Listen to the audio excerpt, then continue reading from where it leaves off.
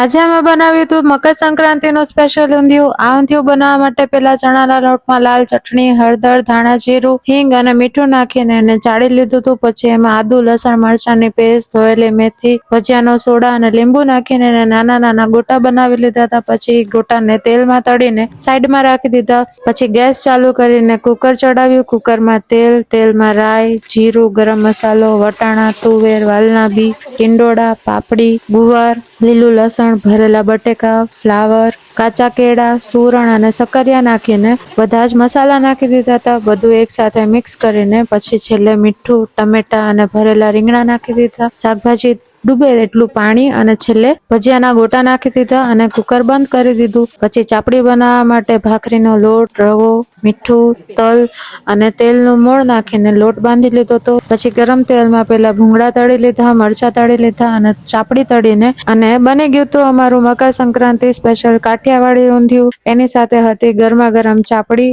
છાશ અને તળેલા મરચા। Happy Makar Sankranti. Okay, bye by.